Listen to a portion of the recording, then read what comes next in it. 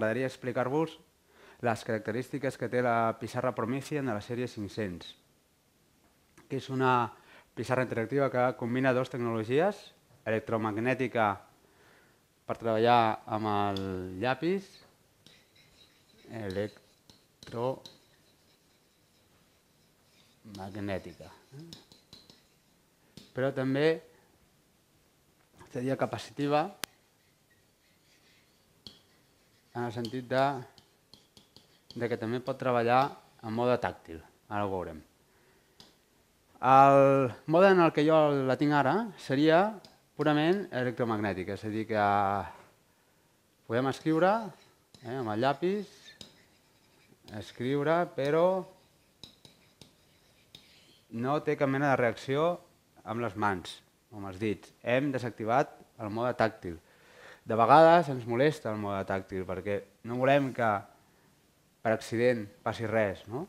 Volem que tot funcioni. Jo si l'únic que vull és escriure, em serà molt més fàcil fer-ho només en mode electromagnètic, en mode llapis. Em puc arrepenjar i puc fer coses en detall.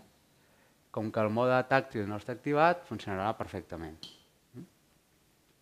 El segon mode de funcionament que puc activar amb aquesta pissarra interactiva seria el mode tàctil en comptes de llapis, dit. És a dir, que faria exactament el mateix el llapis que el dit.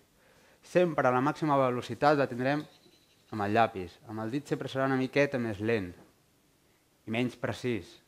Promethean considera que la funció tàctil només és per seleccionar objectes, per fer-los més grans, més petits, etc. Però l'usuari o usuària sempre acabarà escrivint amb el llapis si el que vol és velocitat i precisió. En aquest mode de funcionament, de totes maneres, passarà exactament el mateix amb el llapis que amb el dit. Amb aquest mode de funcionament m'agradaria comentar-vos una cosa i és la següent. Les pissarres interactives capacitives tenen l'avantatge respecte a la resta de tecnologies que són molt suaus a l'hora de treballar amb elles, amb el dit. Realment només escriuen quan toques la pissarra. D'acord? Escriu.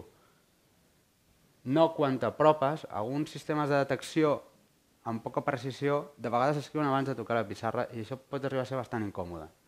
Aquí només escriurem quan la toquem. I a més, amb una suavitat fora de lo normal. De totes maneres, hi ha una funció que és en mode tàctil, que és que si l'àrea de contacte és molt gran, per exemple una mà sencera, o si ens arrepengem, ignora l'entrada tàctil. És a dir, que només escriurà en tàctil quan vegi que el que està tocant és un dit. Si és la mà sencera no escriu, per no escriure accidentalment quan estem treballant davant de la pissarra. Un tercer mode de funcionament estableix que el dit només servirà per seleccionar, el que dèiem, no per escriure. No escriu, només selecciona. Fem servir per escriure el llapis i el dit només seleccionarà. O farà funcions de més gran, més petit, zoom in, zoom out, seria el mateix, però per escriure necessitarem el llapis. Aquest mode de funcionament és molt còmode. Si selecciono dos elements durant 3 segons, també me'ls agruparà. És una altra funció que té. D'acord? Seleccionem i tal. Si hem de treballar amb arxius externs, tipus fotografia, vídeo, etc., també és molt còmode aquest mode de funcionament. Perquè jo puc agafar aquests elements que tinc, per exemple, en una carpeta externa, per exemple, un vídeo com aquest. Jo puc seleccionar aquest vídeo, me'l puc emportar a l'espai de treball. Fins i tot podria fer servir el zoom in, zoom out amb els dos dits. Quan ja el tinc col·locat, puc establir el mode d'ajust perfecte i veure el vídeo en tota la seva totalitat.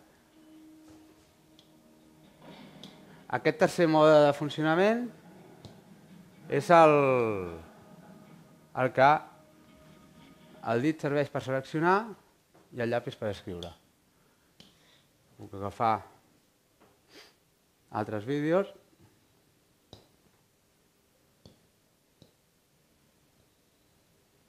Puc agafar fins i tot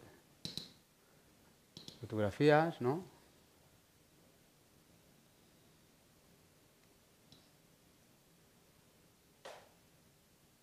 Qualsevol tipus d'element extern que jo vulgui fer servir per donar la classe, ho puc fer amb el dit i després puc manipular-los amb els dits,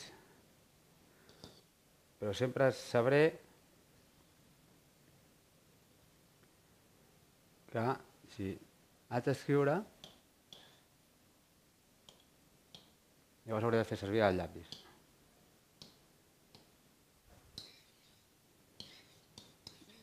Ja ho dic, no? Insisteixo que els dits faran només sempre la funció de selecció. D'acord? I un últim mode de funcionament seria el mode de funcionament que es diu tàctil total. Aquest és una virgueria perquè el que farà serà respondre a el que jo hagi seleccionat amb el llapis, però amb el dit farà el que jo hagi seleccionat amb el dit. M'explico. És a dir, si jo selecciono el fluorescent amb el dit, el que farà és que amb el dit farà fluorescent, però amb el llapis escriurà en vermell. Si jo selecciono a l'esborrar amb el dit, què farà? Escriurà amb el llapis, però esborrarà amb el dit. Si jo vull que amb el dit només faci rodones, farà rodones, i amb el llapis les aniré nombrant. És a dir, és una pissarra interactiva que pertany a la molt alta gamma de Promethean, que combina el millor de cada una de les tecnologies. L'electromagnètica, la més precisa i ràpida que hi ha, i la capacitiva, la millor tecnologia que existeix actualment per funcionar en mode tàctil. I ens aprofitem que tenim les dues tecnologies per tenir mòduls de funcionament que combinen les dues.